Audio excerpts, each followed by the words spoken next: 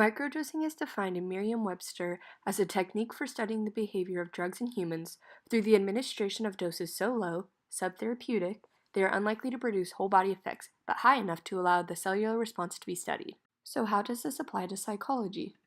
When it comes to a patient with anxiety or depression, the knee-jerk treatment is a selective serotonin reuptake inhibitor, or SSRI. This method often yields positive results, but this is not to mention all the negative side effects that this process comes with. From insomnia, diarrhea, to even conditions as severe as antidepressant discontinuation syndrome, the question is raised: is there a healthier and more appropriate treatment being overlooked? Throughout history, recreational drug use has been considered taboo and neglected from consideration for its potential benefits. For example, marijuana use was considered only a useless hobby that incited laziness in society, outlawed by the passage of the Controlled Substances Act of 1970. As time progressed and people became aware of all the positive effects of marijuana, it began being considered for medical use. In present day, the most common and least controversial medical marijuana treatment is CBD oil, the extract from the hemp plant, which has little to no intoxicating properties. This treatment, specifically the idea of marijuana without a high, opened the door to this similar ideal in the application to other drugs for physical and psychological treatment. When you hear the words LSD, ecstasy, and shrooms, what images come to mind? If you think of taps on tongues at the 1969 Woodstock Festival, picture instead a patient sitting in a psychotherapy session. Like was the case with medical marijuana, other recreational drugs have recently begun being considered for their surplus of benefits. Admittedly, no treatment is perfect, but the pilot studies of microdosing drugs like psilocybin mushrooms show promise. With more than 180 species of mushrooms containing the magic psychedelic compound of psilocybin mushrooms have a long history of use in Mesoamerica in spiritual and religious rituals. Magic mushrooms are illegal and categorized as a Schedule I controlled substance in the United States, though recently the FDA and DEA have allowed some small, highly controlled human studies on their potential for use in medical and psychiatric settings. With no apparent perfect cure to deadly diseases like cancer, people have begun searching for treatments to the mental side effects. One of the most encouraging experiments for the progress of microdosing psychotherapy are taking place at the Johns Hopkins University School of Medicine.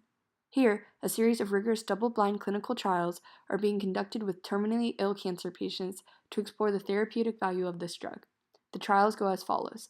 A terminally ill cancer patient experiencing existential distress or anxiety over her illness enters a quiet, comfortable room. A mask is pulled over the patient's eyes as soothing music plays, and a psychologist sits nearby after giving the patient a pill containing psilocybin. Volunteers in the trials each participated in 2 blinded sessions, receiving an active placebo in one and psilocybin in the other. In several meetings before and after the trials, volunteers met with a therapist who helped them establish expectations and discuss the feelings and emotions stirred up by the psychedelic session. That therapist was also present to guide and help volunteers if necessary.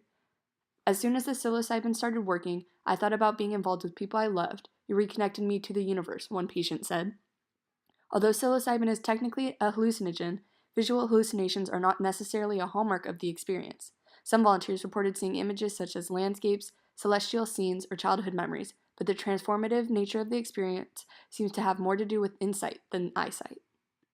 The hope is for psilocybin's typical effects, a sense of profound interconnectedness with people in the world, and feelings of the sacredness of the experience, to assist the patient to move beyond the existential distress associated with their cancer diagnosis.